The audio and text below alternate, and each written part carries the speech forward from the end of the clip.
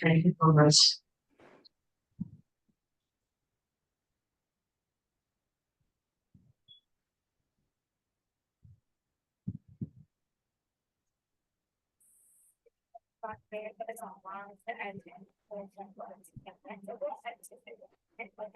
चलो ठीक है, स्टार्ट करते हैं हम लोग। इसमें कुछ लोगों का माइक ऑन रह गया है, घर की आवाजें आ रही है तो ऑफ कर लो।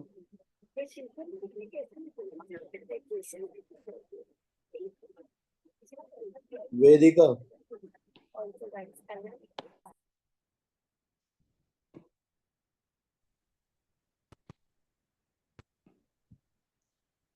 स्क्रीन विजिबल है क्या सबको? एक बार यस और नो बोल दो। कमेंट में मत बोलना, मैं चैट नहीं पढ़ पाऊंगा। Yes sir. ओके। तो लास्ट लेक्चर में मैंने आपको फ्लूइड बता दिया था, ठीक है, और रोटेशनल डायनामिक्स बता दिया था। आज के लेक्चर में हम लोग kinetic theory of gases and radiation start कर रहे हैं, ठीक है। काइनेटिक थ्योरी ऑफ गैसेस में सबसे पहले तो एक कंसेप्ट है मीन फ्री पाथ, ठीक। मीन फ्री पाथ क्या है, फॉर्मूला ही है वो आपको याद रखना है।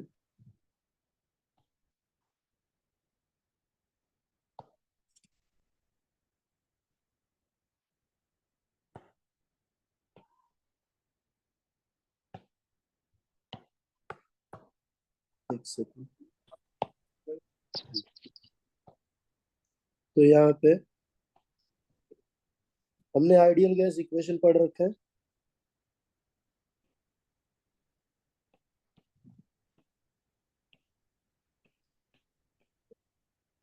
ठीक है। सो आइडियल गैस इक्वेशन क्या था? एक है PV is equal to NRT, दूसरा क्या था, N divided by N A into KBT, sorry, N divide by N A into R T. R upon N A को हम क्या लिखते हैं, Boltzmann constant. PV is equal to N KBT, उसके बाद P equal to M upon M naught भी क्या होता है, number of moles, M upon M naught, ठीक है। तो P is equal to M upon V is what, rho R T divided by M naught, ठीक है। तो ये सब आइडियल गैस इक्वेशन के फॉर्म है, क्लियर। उसके बाद यहाँ पे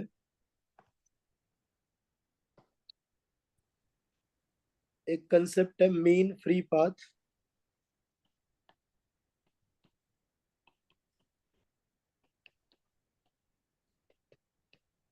तो मीन फ्री पाथ का फॉर्मूला क्या होता है, लैम्डा मीन,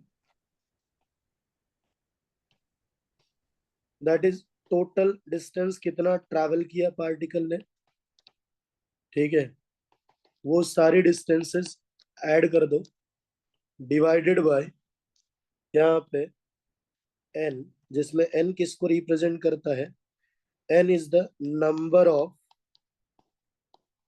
कोलिजन्स, n क्या है, नंबर ऑफ कोलिजन्स, क्लियर है। मीन फ्री पाथ का दूसरा formula in terms of temperature वगैरह, ठीक है। तो ये फॉर्मूला क्या है, 1/√2 pi small n into D square, दूसरा n अपॉन वी लिख सकते हैं इसको, स्मॉल n को, ठीक है। तो यहाँ पे √2 pi capital N upon V ऊपर लिख दिया है मैंने, और ये हो गया डी स्क्वायर, ठीक है। और v अपॉन n को हम क्या लिख सकते हैं, देखो पीवी इज इक्वल टू क्या होता है, n into K B into T, right? Yes. हाँ, तो V upon N is equal to K B into T divided by P लिखा जा सकता है। तो ये आएगा K B into T divided by root over 2 pi P into D square. ठीक है, तो ये उसके डिफरेंट फॉर्म है, किसके? Mean free path. ये क्लियर है? Yes. Mean free path, okay. इसके बाद इसमें जैसे कि गैस के जो मॉलिक्यूल्स होते हैं they are always in the state of random motion. ठीक है, तो यहाँ पे हम एक स्पीड पढ़ेंगे, इसको बोलते हैं मीन वेलोसिटी या फिर एवरेज वेलोसिटी।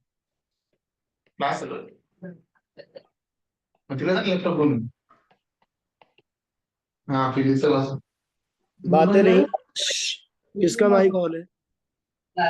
ए माइक माता माइक बंद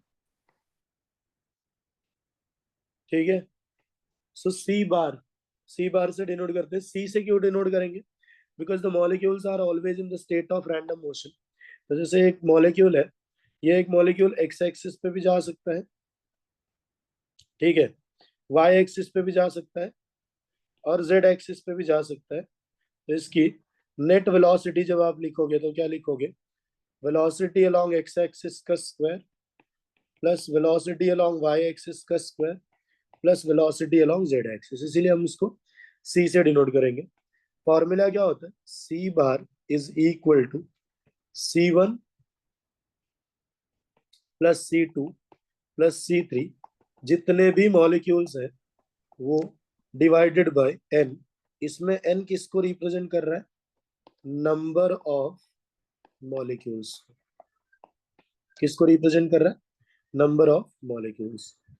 मीन वेलोसिटी के बाद नेक्स्ट नंबर किसका आता है? रूट मीन, पहले mean square velocity.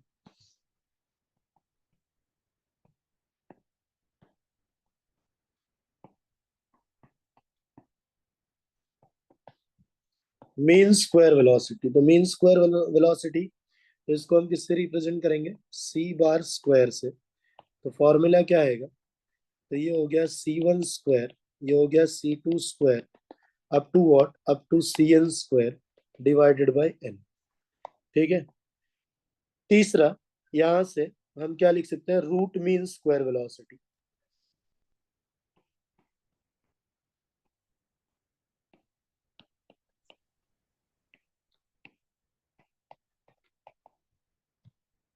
Root mean square velocity, इसको CRMS बोलते हैं। क्या बोलते हैं? CRMS। तो CRMS का कैलकुलेशन कैसा है? तो CRMS is equal to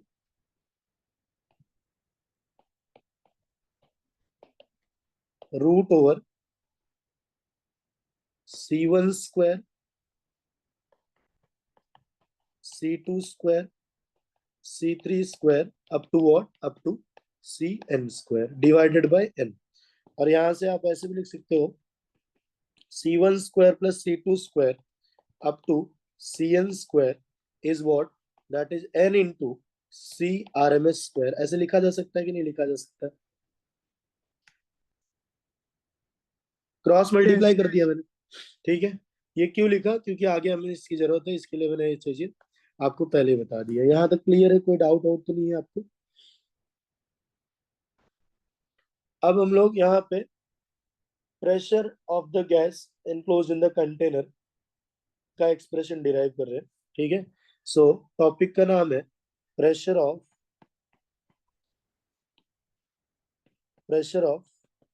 ideal gas. ठीक है, तो यहाँ पे आप देख सकते हो, मान लो कि कोई भी एक गैस है, वो गैस किसी क्यूबिकल कंटेनर के अंदर एनक्लोज्ड है। ठीक है, तो इसमें ये वाई एक्सिस है, ये एक्स एक्सिस, और ये कौन सा एक्सिस हो गया? Z axis.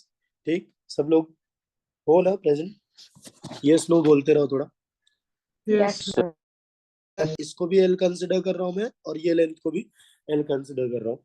ठीक है, तो इसका वॉल्यूम क्या होगा? वॉल्यूम एल क्यूब होगा। Area of each face is what, that is L square. ठीक है, क्योंकि ये क्यूब है, क्यूब के हर एक फेसेस स्क्वायर जैसे अपीयर होंगे। यस और नो?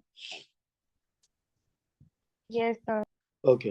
अब मैं मान लो कि मैंने एक छोटा सा मॉलिक्यूल कंसिडर किया, कोई भी एक मॉलिक्यूल, और वो मॉलिक्यूल अब भी कौन से एक्सिस पे चल रहा है? ठीक है, एक्स एक्सिस पे। कौन से एक्सिस पे? वो एक्स पे भी जा सकता है, वाई पे भी जा सकता है, जेड पे भी जा सकता है। ठीक है, बट एक्स एक्सिस पे चला। ठीक है, सो momentum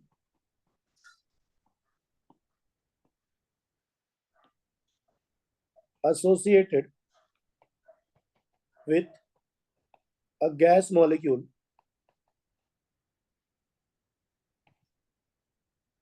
of mass m moving with velocity v1x। ध्यान देना, ये वेलोसिटी कितनी है? v1x। ठीक है, कौन से डायरेक्शन में चल रहा है वो? Along X axis. तो मोमेंटम इनिशियल उसका कितना हुआ? अगर मैं वेक्टर के साथ में लिखूंगा, ठीक है, तो क्या लिखूंगा? माइनस, मान लो कि इनिशियल डायरेक्शन मैंने क्या कंसिडर किया? नेगेटिव कंसिडर किया। आप इनिशियल डायरेक्शन को पॉजिटिव कंसिडर कर सकते हो, अपनी चॉइस होती है। या फिर चलो मैंने यहाँ पे लिख लिया m इंटू v1x। अब ये मॉलिक्यूल यहाँ पहुंचा, ये वाली वॉल पे, यहाँ पहुंचते ही ये कोलिजन परफॉर्म किया और ऐसे बाउंस बैक हुआ, बराबर है? So after collision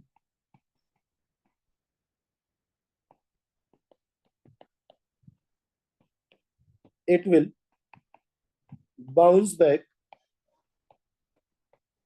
but collision कौन से टाइप का है? Elastic.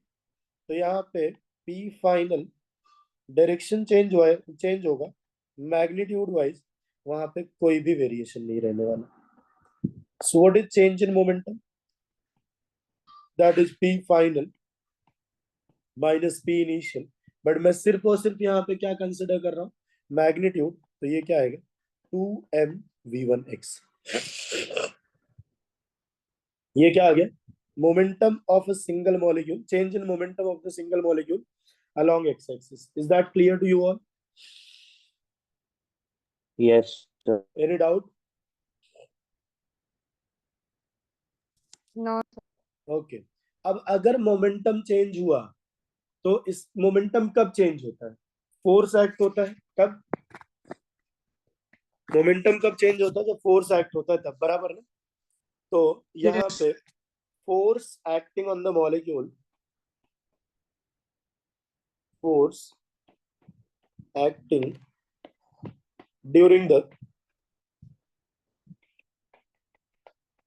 collision is what? F along x axis आएगा वो, and that is delta p, change in momentum along x axis divided by delta t, right?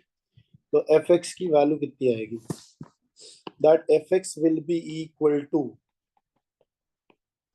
ऐसे एक मॉलिक्यूल तो है नहीं, जैसे मान लो कि यहाँ पे आपने लिखा delta P upon delta T, तो डेल्टा पी यहाँ पे लिखोगे 2m v1x divided by delta T कितना है? 2l डिवाइडेड बाय, जैसे यहाँ से यहाँ गया तो कितना चला? n। यहाँ से यहाँ आया तो कितना चला? n। तो टोटल डिस्टेंस 2l, और कितनी स्पीड से चल रहा है? यहाँ से यहाँ गया vx से, तो यहाँ से यहाँ रिटर्न भी आया, तो मैग्नीट्यूड तो इक्वल ही है ना। तो यहाँ पे स्पीड कितनी है उसकी? vx। ठीक है, तो यहाँ सॉल्व करने के बाद it is m into v1x square divided by n। ये एक सिंगल मॉलिक्यूल के लिए। किसके लिए? Single molecule. For n molecules, for n molecules, force along x axis क्या आएगा? m upon l into v1x square plus m upon m, ये v2x square upon l plus m up to what? up to n लिख लो। इधर क्या लिखोगे? m vnx square upon n। Is that clear? Similarly Yes. अगर मैं force along Y axis लिखूं, ठीक है, तो फोर्स अलोंग वाई एक्सिस क्या आएगा? बोलो। एफ वाई लिखूं मैं इसको, तो ये आएगा M into V two, sorry V1 Y square. अच्छा ठीक है, एक काम करो, इसको थोड़ा और सॉल्व करते हैं। तो अब यहाँ पे अगर ये फोर्स एक्ट हुआ, तो force acting on unit area is what? Pressure. So pressure कितना आएगा? That is F x upon area, और एरिया कितना है? L square. एरिया है L square, L yes. square. तो F x divided by L square, तो 1 upon L square, ये कितना आया? ये m इंटू V1, जो भी ये वैल्यू है, ये वैल्यू यहाँ पे हम कॉपी कर लेते हैं, यही वाली वैल्यू यहाँ पे आएगी ब्रैकेट में, बराबर है।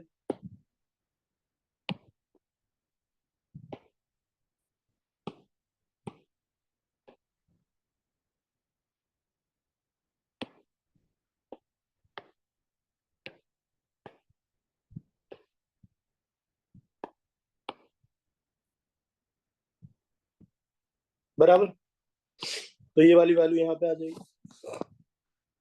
तो यहाँ से m अपॉन, देखो सब में डिवाइड बाय एल क्यूब है, तो मैं पी एक्स स्क्वायर से लिख सकता हूँ m अपॉन एल क्यूब, ठीक है। इधर क्या आएगा? V1 एक्स स्क्वायर, इधर क्या आएगा? V1, sorry V2 X square, इधर क्या आएगा? Up to Vn X square.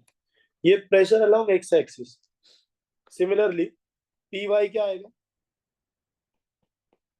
That is m upon L cube, बोलिए। V1 Y square, V2 Y square, up to what? Up to Vn Y square. और pressure along z axis लिखोगे तो क्या आएगा? m upon L cube, इधर क्या लिखोगे? V1 z square, V2 z square, up to what? Up to Vn z square. चलेगा? हाँ यार। यस। तो यहाँ पे नेट प्रेशर जब निकालोगे, तो net pressure will be Px plus Py plus Pz divided by, ये एवरेज प्रेशर होगा। तो 1/3 मैंने ऐसे लिख दिया। इन तीनों को देखो ध्यान से, तो तीनों में कुछ कॉमन दिख रहा है आपको? तीनों प्रेशर के इक्वेशन में M ये by चीज L common, cube. Yes, m upon L cube common ले लो। अब देखो, अब पहले ये लिखोगे, फिर ये लिखोगे, फिर ये लिखोगे, और सबको करना क्या है? ऐड ही करना है। तो हम इसको ऐसे ऐड करते हैं, ये पूरे को एक साथ लिख दिया, 2 वाले को एक साथ लिख दिया, n वाले को एक साथ लिख दिया। तो यहाँ पे आपको कैसे दिखाई देगा? ये ब्रैकेट में V1 X square plus V1 Y square plus V1 Z square, right. फिर यहाँ पे V2 X square plus V2 Y square plus V2 Z square, up to what? Up to Vn X square plus Vny square plus Vnz square. ये clear है?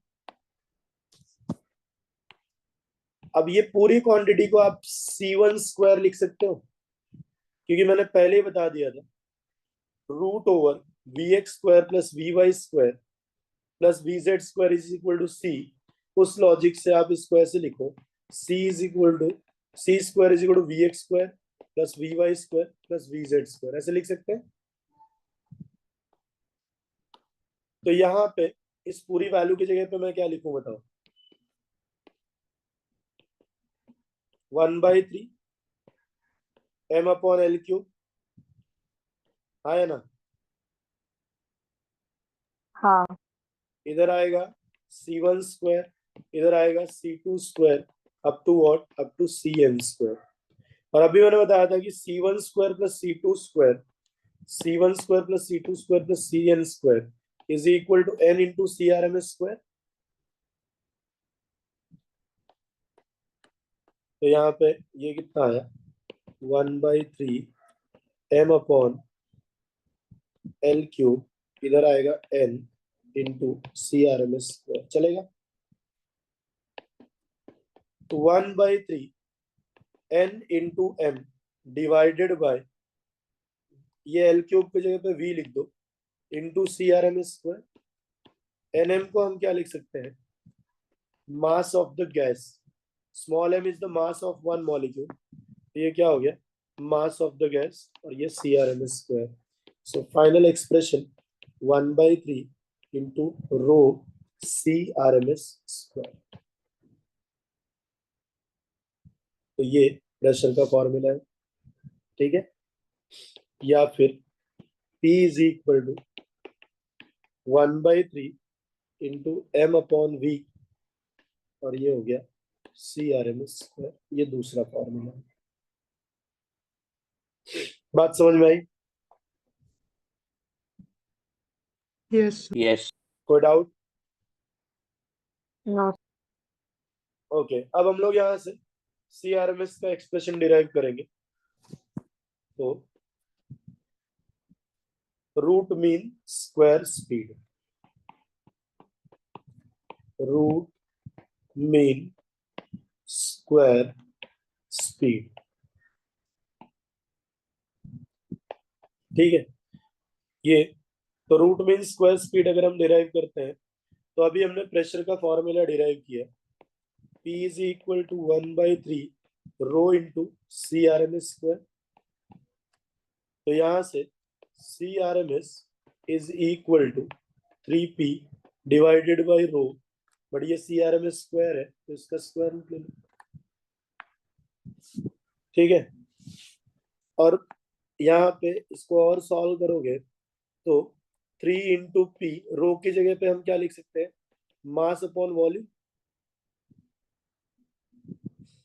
है ना। 3P V divided by, ये हो गया n into small m,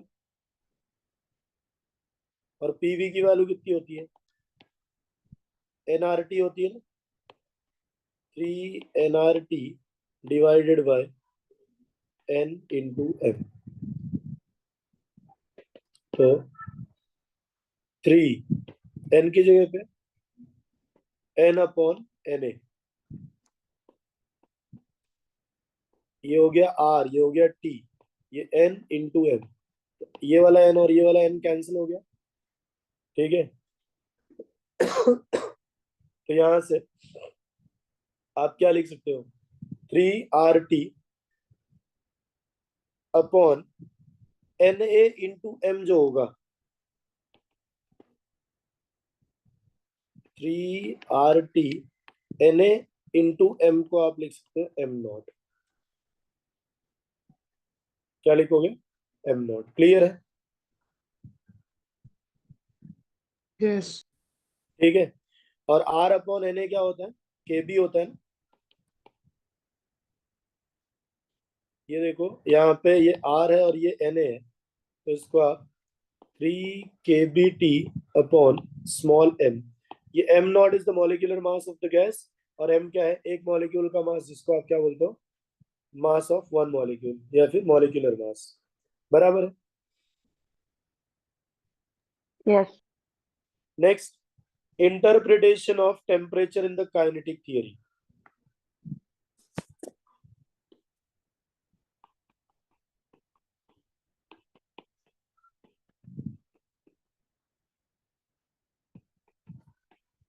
of temperature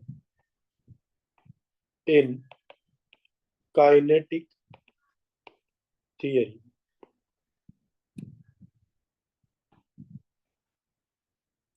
ठीक है। तो जैसे हमने फॉर्मूला पढ़ा, P is equal to 1/3 m divided by volume into CRMS square. तो यहां से इसको हम ऐसे भी लिख सकते हैं, कि 3 PV is equal to m into CRMS square. ये 1/2, तो यहाँ पे भी 2, तो 1/2 इंटू MCRMS स्क्वायर क्या होता है? मास इंटू वेलोसिटी स्क्वायर दिख रहा है। Kinetic energy is equal to 1/2 MCRMS square is equal to 3/2 times PV। Clear है?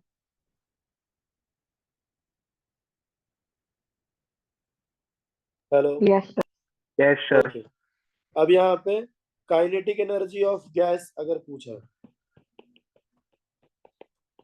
तो kinetic energy of gas is 3/2 times PV। Kinetic energy per unit volume पूछा के पर यूनिट वॉल्यूम अगर पूछा तो वॉल्यूम से डिवाइड करोगे तो 3/2 P। फिर kinetic energy of gas in terms of temperature लिखने बोलूंगा तो 3/2 PV की जगह पे क्या हो जाएगा? nRT। मैंने क्या किया? PV को रिप्लेस किया, किससे रिप्लेस किया? nRT। काइनेटिक एनर्जी पर मोल अगर मुझे लिखना होगा तो 3/2 RT। काइनेटिक एनर्जी पर मॉलिक्यूल अगर लिखना होगा, काइनेटिक एनर्जी पर मॉलिक्यूल, तो ये कितना होगा? 3/2 इंटू KBT। ठीक, फिर मैंने बताया था kinetic energy per unit mass अगर चाहिए तो पर ग्राम, तो 3/2 into KBT divided by m0, वो भी कौन सी यूनिट में? ग्राम में। ठीक है, और काइनेटिक एनर्जी पर kg चाहिए तो 3/2 KBT divided by m0 into क्या कर देना? 1000। तो ये फॉर्मूले हैं, ये आपको याद रखना है। क्लियर है? Yes, sir. Yes, sir. Okay, उसके बाद law of equipartition of energy है, जिसे यहाँ पे आपने देखा कि ये एनर्जी ऑफ वन मॉलिक्यूल है, सॉरी, ये एनर्जी ऑफ वन मॉलिक्यूल है। एक मॉलिक्यूल की अगर मैं बात करूँ तो एक्स वाई और जेड एक्सिस पे मोशन परफॉर्म कर सकता है, और हर एक मोशन के अक्रॉस, इसको बोलते हैं डिग्री ऑफ फ्रीडम। ठीक है, तो हर एक डिग्री ऑफ फ्रीडम के अक्रॉस एनर्जी क्या होगी? इक्वली डिवाइड होगी। This is the law of equipartition of energy. इसको क्या बोलते हैं हम लोग?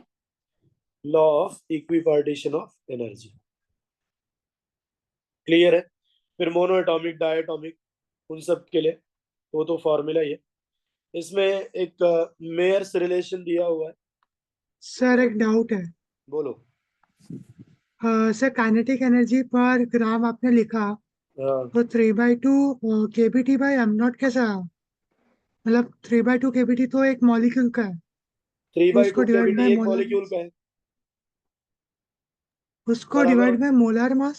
सुनो ना, पहले मैं जो बोल रहा हूँ, 3/2 KBT is the kinetic energy पर मॉलिक्यूल। बराबर ना? एक मॉलिक्यूल का मास कितना होगा? मान लो 10 ग्राम है, एक एग्जांपल। तो 1 ग्राम हाँ, के लिए तो वही काइनेटिक एनर्जी 10 ग्राम के लिए है ना? ओके ओके, मतलब m0 ए मॉलिक्यूलर मास है। यस, मॉलिक्यूलर मास है। तो जब मैं उसको ओके, m0 से डिवाइड कर दिया तो 1 ग्राम के लिए आया कि नहीं आया? हाँ समझा समझा। और 1 ग्राम के लिए आ गया तो मैंने उसमें 1000 से मल्टीप्लाई कर दिया, तो किसके लिए आ जाएगा वो? KG। 1 किलोग्राम के लिए। Question okay. पूछते हैं तो वो मैंने एक के साथ पूरा बता दिया। ठीक है, अच्छा, इसमें एक मेयर्स रिलेशन है। मेयर्स रिलेशन क्या है? जैसे मान लो कि कोई भी एक सिस्टम है, उसको आपने हीट दिया और उस सिस्टम ने हीट एक्सेप्ट किया, but at constant pressure.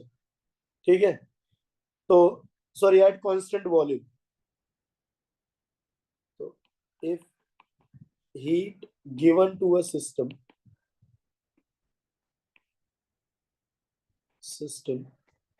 is utilized at constant volume,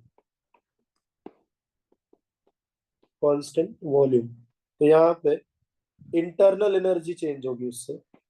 तो internal energy dq is equal to क्या आएगा? du, या फिर ऐसे लिखो, इंटरनल एनर्जी चेंज हुई, that is du D U is equal to, जब हीट हम लोग प्रोवाइड करते थे, गैस के केस में there are two different types of specific heat capacity. एक specific heat capacity at constant pressure और दूसरा कांस्टेंट वॉल्यूम। तो यहाँ पे कांस्टेंट वॉल्यूम पे दिया है हमने, तो यहाँ N C delta T normal होता है, या तो एम एस डेल्टा टी या N C delta T. M कब आता है मास के लिए, और एन मास दिया होगा तो एस एस आएगा, ठीक है। और यहाँ पे अगर नंबर ऑफ मोल्स दिया होगा तो सी आएगा। Clear? If heat given to a system is utilized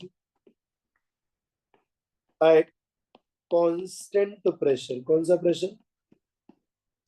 constant pressure, तो dq will be equal to ncp delta t, ठीक है। अब ये जब कांस्टेंट प्रेशर मेंटेन करने के चक्कर में, ठीक है, ये क्या करता है, अपने आप को एक्सपांड करता है। क्या करता है? एक्सपांड करता है। तो dq का जो यूटिलाइजेशन है वो कैसा होता है? dq is equal to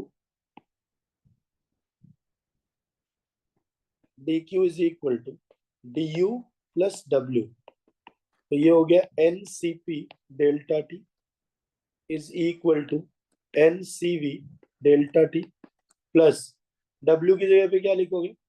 pdv लिखोगे। तो ncp delta T is equal to ncv delta T, pv is equal to nrt होता है, बराबर। pv is equal to nrt। Pressure अगर कांस्टेंट है तो वॉल्यूम किसकी वजह से चेंज होगा? टेम्परेचर की वजह से ही चेंज होगा ना। तो एन आर डेल्टा टी, मैंने क्या लिखा? पी डेल्टा वी को एन आर डेल्टा टी लिख दिया। चलो यहाँ पे एन से एन कैंसिल हो गया, डेल्टा टी से डेल्टा टी कैंसिल हो गया, तो क्या बचा बताओ? यहाँ पे C P is equal to C V plus R. ये क्या जो है? बंदा पेपर निकालता वो निकाल ही नहीं पाता है, कभी कभी एकाध बार इस बार मैं गुस्सा ही हो गई। मैंने बच्चे एग्जाम में बैठा भी पेपर आपका निकालते। Cp minus Cv is equal to R. Clear है? Hello? Yes, sir. Yes. Yes. ये Yes, sir. मेयर्स रिलेशन है। और C इज इक्वल टू क्या होता है? Molecular mass times specific heat. तो इसको हम ऐसे भी लिखते हैं, M naught into S P minus M naught into S V is equal to R upon J, conversion factor है, ठीक है। तो ये S P minus S V is equal to R divided by N M naught J. Conversion factor किसका है? वो conversion factor joule और calorie का है वो, ठीक है।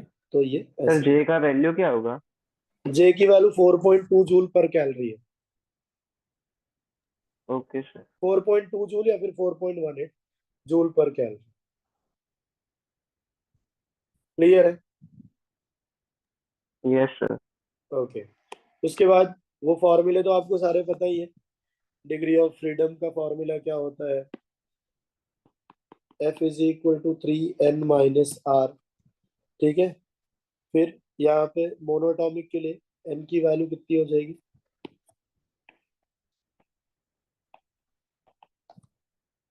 n इज इक्वल टू कितना आएगा?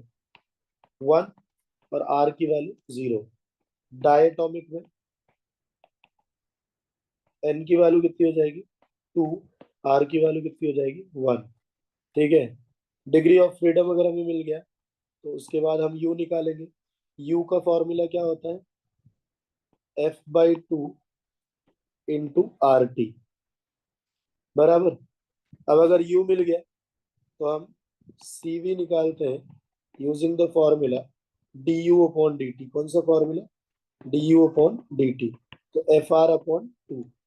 और cp क्या होता है? cp होता है cv plus r, that is fr upon 2 plus r।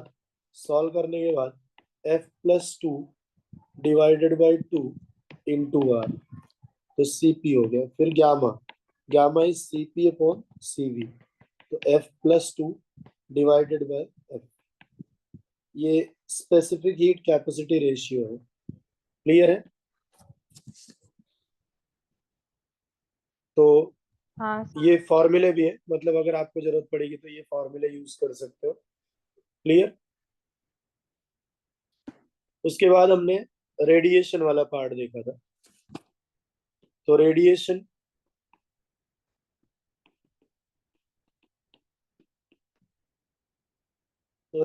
में coefficient of absorption, that is absorbed heat divided by incident heat, इसको क्या बोलेंगे हम लोग? एब्जॉर्ब्ड हीट है ये। फिर हमने reflection, Q R upon Q, इसको क्या बोलोगे आप? Reflected heat.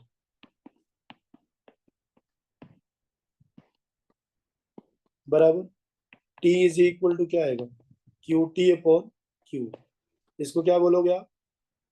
कौन सी हीट है ये? ट्रांसमिटेड हीट है। कौन सी हीट है? Transmitted heat. और एक चीज याद रखना है कि A plus R plus T is equal to क्या होता है? 1। ए इज इक्वल टू 1 को परफेक्टली एब्जॉर्बर बोलते हैं। क्या बोलते हैं? आर इज इक्वल टू 1 को परफेक्टली रिफ्लेक्टर बोलते हैं। क्या बोलते हैं? Perfectly reflector. T is equal to 1 तो क्या कहलाएगा? Perfectly transmit. Yes, transmitter. If T is not equal to 1 तो ये क्या कहलाता है? Diathermanous body. कौन सी बॉडी? Diathermanous body. और टी इज इक्वल टू 0 है तो ये अथर्मनस बॉडी है, मतलब ये हीट को ब्लॉक कर देता है। It will act as a insulator for the heat. Clear है ये? यस। ओके, अब आगे चलते हैं।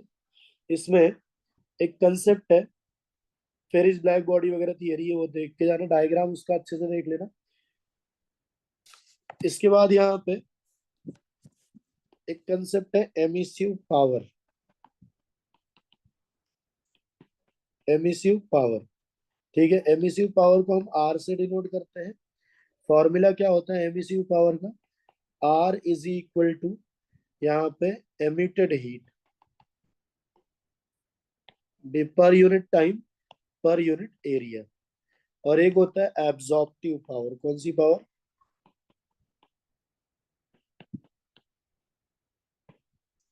तो एब्जॉर्प्टिव पावर को हम लोग यहाँ पे कोई सिंबॉलिक रिप्रेजेंटेशन उसका खास नहीं है, बहुत सारी बुक में उसको स्मॉल ए से ही डिनोट कर देते हैं, ठीक है। फॉर्मूला उसका भी सेम ही है, बट यहाँ पे क्या आएगा? Absorbed heat. क्या आएगा? एब्जॉर्ब्ड हीट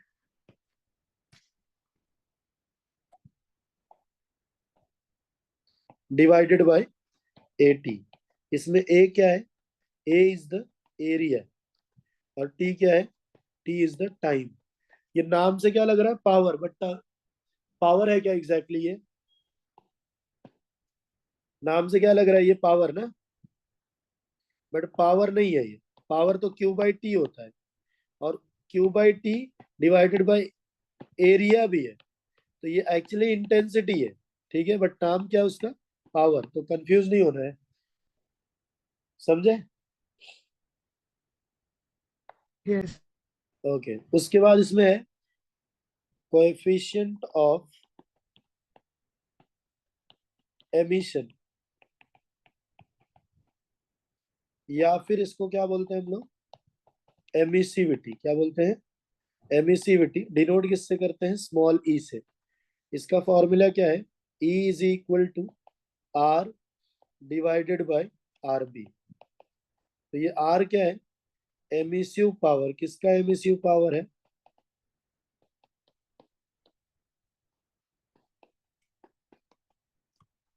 ऑर्डिनरी बॉडी, ठीक है। और ये आर बी क्या है? एमिसिव पावर किसका? Of perfectly black body. Is that clear? Yes. Okay, now next. अब हम लोग डिस्कस क्या करेंगे?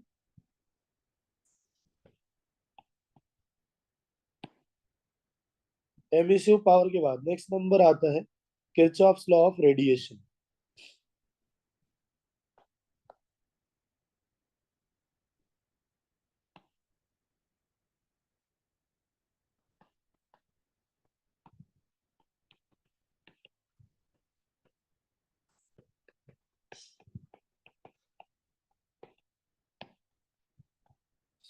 किरचॉफ्स लॉ ऑफ रेडिएशन, ठीक है। तो किरचॉफ्स लॉ ऑफ रेडिएशन क्या है? जैसे मान लो quantity of heat absorbed by the body, ठीक है, will be equal to quantity of heat emitted by the body. जैसे अभी हमारी बॉडी है, हमारी बॉडी जितना हीट गेन करती है, एक है प्रियोस थियरी ऑफ हीट एक्सचेंज की, जो भी बॉडी है, ठीक है, जितना हीट एब्जॉर्ब करेगी वो बॉडी उतना हीट क्या करती है? एमिट भी करती है, ठीक है। तो तभी तो वो बॉडी का टेम्परेचर कांस्टेंट रहता है।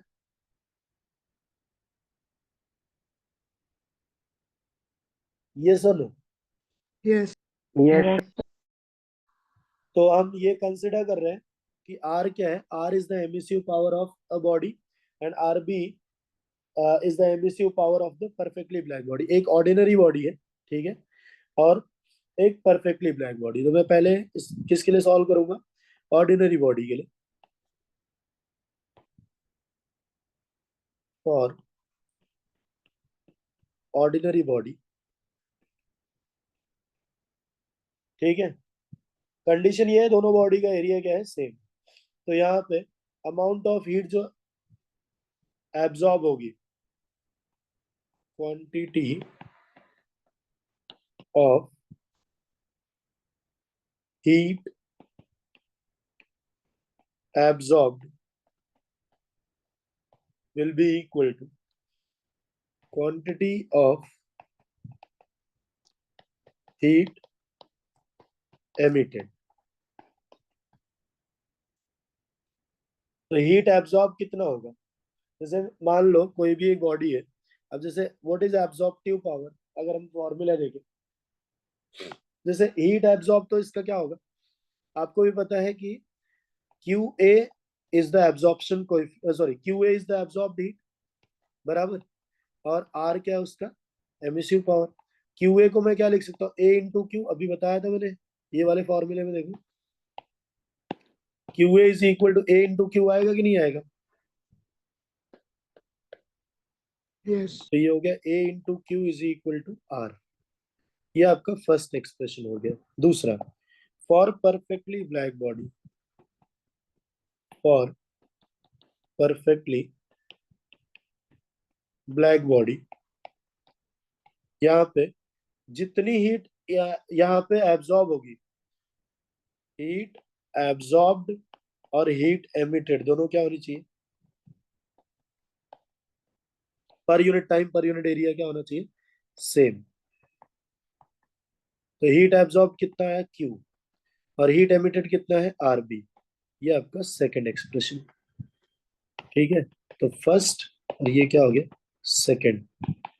फ्रॉम इक्वेशन 1 डिवाइडेड बाई 2, तो A into Q divided by Q is equal to R divided by RB। Q और Q कैंसिल कर दो, तो यहां से A की वैल्यू कितनी आई? सॉरी, ये क्या है? A is equal to E। समझे? Yes okay. उसके बाद वेन्स डिस्प्लेसमेंट लॉ है।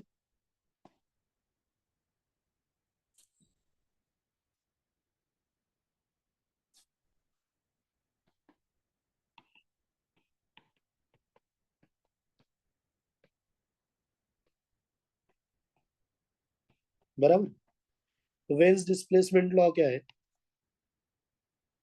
Wavelength corresponding to the maximum radiant power. जैसे मैंने आपको, जो लोग क्लास के मतलब थियरी लेक्चर में आपने सुना भी होगा ये, कि उसमें एक spectral distribution of black body radiation, कि अगर मैं यहाँ पे ग्राफ प्लॉट करता हूँ ऐसे, फिर ये ग्राफ क्या है, शिफ्ट हो रहा है।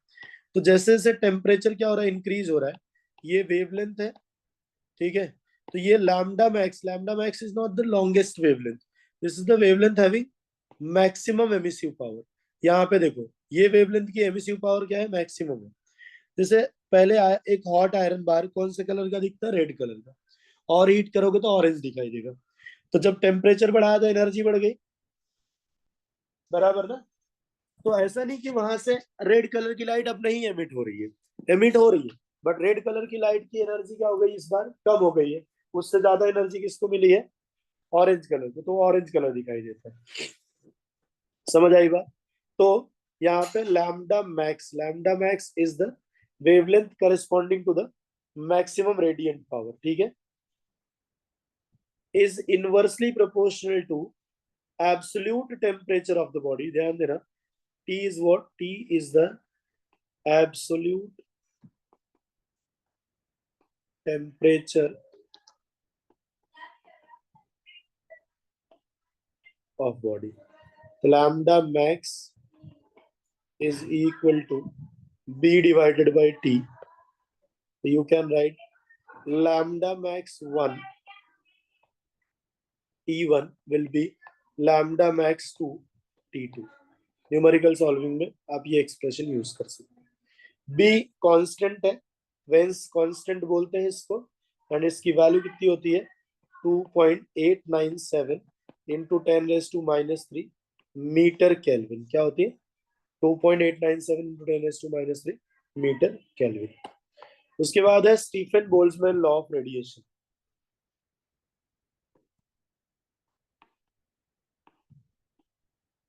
स्टीफन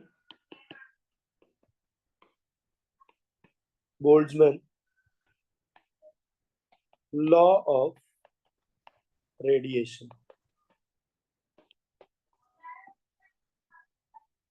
बराबर। तब इसको समझते हैं क्या है।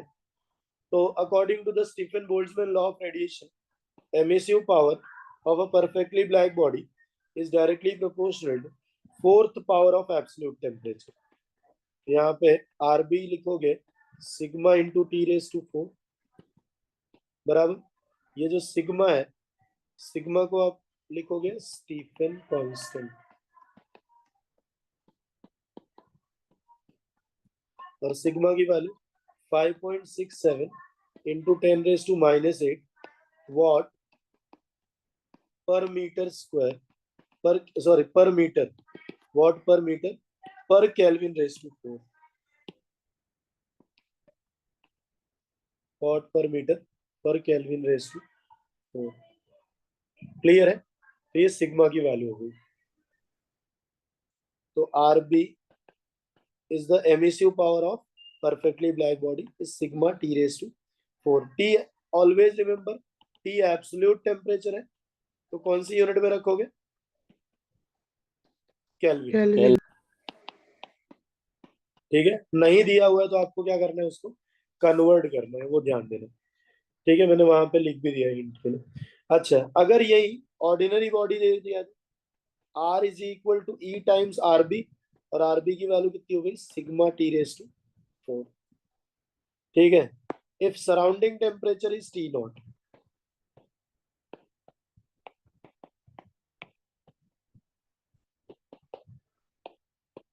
if surrounding temperature is what, that is T0, ठीक है। तब in that case जो एमिसिव पावर है, that will be sigma T⁴ minus T⁴, and R will be E sigma T⁴ minus T⁴। Clear है, क्लियर है। Yes, sir. Yes, sir. अच्छा, यहां से अगर आपको dQ/dt rate of loss of heat बोला, तो एरिया इस साइड आ जाएगा, क्योंकि R में Q/AT है ना, तो Q/T as it is, area इस side, A sigma T⁴ minus T⁴, और यहाँ पे dQ/dt is equal to e A sigma T raise to 4 minus T not raise to 4 बराबर है। तो ये हो गया kinetic theory of gases and radiation. Second है थर्मोडायनेमिक्स। थर्मोडायनेमिक्स में बहुत कुछ खास डेरिवेशन नहीं है, ठीक है, एक दो है, मैं आपको फटाफट बता देता हूँ क्योंकि आपको भी लेट हो रहा होगा।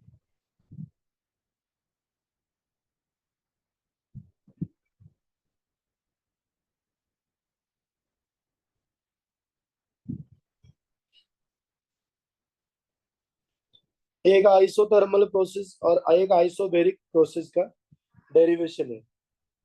तो डेरिवेशन तो वही है, बाकी अगर टॉपिक में अगर कुछ डाउट रहेगा आपको तो आप पूछ सकते हो मुझे, ठीक है। मैं पहले ये बता देता हूँ, फिर आप लोग पूछ लेना अगर कुछ डाउट रहेगा।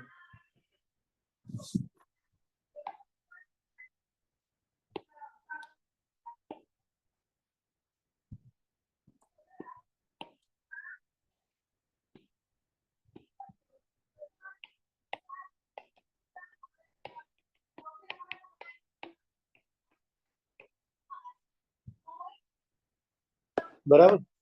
तो सबसे पहले हम लोग किसके लिए डिस्कशन करेंगे? वर्क डन इन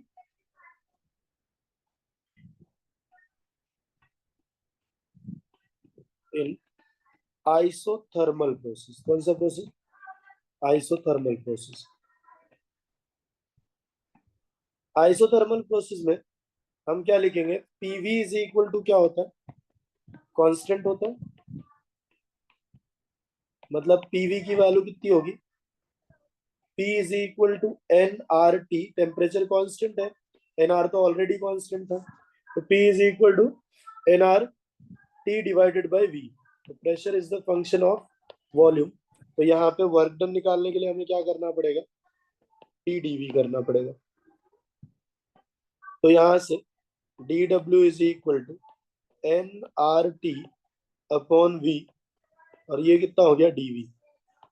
तो W is equal to integration of D W is equal to N R T, यहाँ पे आया 1/v into D V from V1 to V2। ऐसे लिख सकते हैं हम लोग। Yes. तो ये हो गया N R T L n V. Upper sir limit work क्या है? डन के लिए पीडीवी क्यों किया? क्योंकि प्रेशर वेरिएबल है ना। जब प्रेशर वेरिएबल होगा ना, pressure is varying with respect to the volume, तो हम पीडीवी करेंगे, ओके सर। ठीक है। तो यहाँ पे ये upper limit is V2 and lower limit is V1, तो ये आएगा N R T L N V2 minus L N V1। Solve करने के बाद वर्क डन के एक्सप्रेशन क्या आएंगे? पहला एक्सप्रेशन आएगा N R T L N V2 upon V1। हमने क्या पढ़ा है? For isothermal process P1 V1 is equal to क्या होता है? P2 V2। तो यहाँ से V2 divided by V1 is equal to what? P1 divided by P2। Yes और नो? तो ये आ गया N R T L N P1 upon P2। Clear है?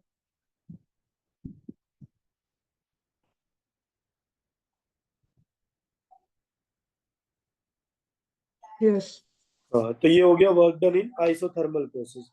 उसके बाद work done in adiabatic process. In adiabatic process, तो adiabatic process में हमने क्या पढ़ा है कि PV raise to gamma is equal to क्या होता है? कांस्टेंट। तो आप ऐसे भी लिख सकते हो, P is equal to constant को C लिख दो, यहाँ पे लिखोगे V रेस टू गामा, या फिर P is equal to C into V raise to minus gamma. तो प्रेशर वेरिएबल है कि कांस्टेंट है? बोलो। प्रेशर वेरिएबल है कि Variable. कांस्टेंट है? Variable variable. अगर ये वेरिएबल है तो हमें क्या करना पड़ेगा? इंटीग्रेशन। तो dw इज इक्वल टू क्या करोगे? p dv, p की जगह पे cv raise to minus gamma into dv, integration. Integrate करोगे तो v1 से लेके कहाँ तक? v2 तक। तो ये c v raise to x raise to n जैसा दिख रहा है, तो v raise to minus gamma plus 1 x raise to n, sorry x raise to n plus 1 divided by n plus 1। ठीक है, upper limit is v2, lower limit is v1। तो ये कितना है?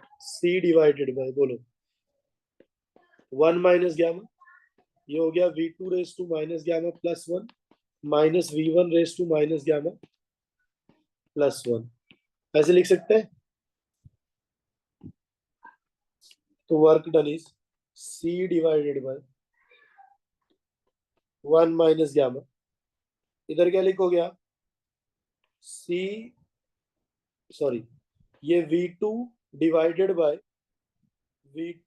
v2 into v2 raise to minus gamma लिखो, चलेगा? Minus v1 into v1 raise to minus gamma, हाँ या ना? Yes. चलो c into v2 raise to minus gamma एक साथ लिखो, into v2 minus c into v1 raise to minus gamma into v1, ये एक साथ। अब बताओ ये पूरी वैल्यू को आप क्या लिखोगे? p2 लिखोगे हाँ. Yes sir. और इसको क्या लिखोगे? p1। तो फाइनल एक्सप्रेशन आपको क्या आएगा? 1 अपॉन 1 माइनस गामा इंटू, इधर कितना लिखूंगा? p2 v2 minus p1 v1, और p2 v2 minus p1 v1, p2 v2 is equal to nRT2 and p1 v1 is equal to nRT1। तो work done is equal to क्या आएगा? nRT2 minus t1 कर दो, क्योंकि t2 nRT2 minus nRT1, और ये 1 minus gamma. या फिर आप इसको ऐसे भी लिखो, W is equal to nRT1 minus t2 divided by gamma minus 1। तो एक एक्सप्रेशन, ये एक expression.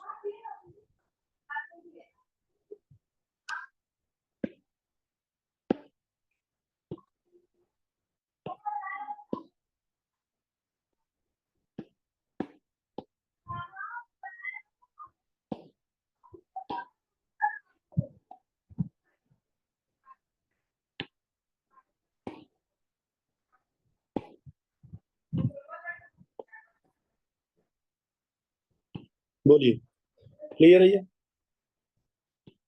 Yes.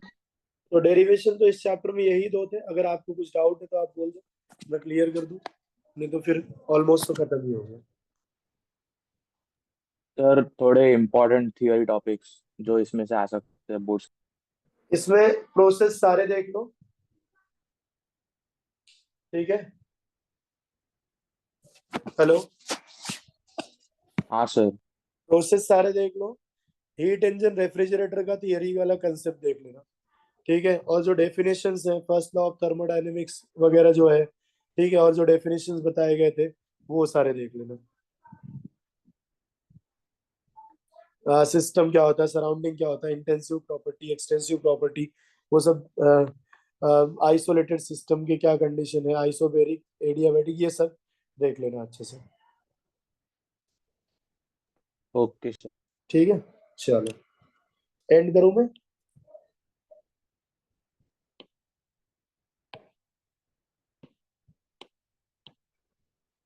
Hello, yes sir. Okay, PDF भेज दूंगा, तुरंत भेज दूंगा।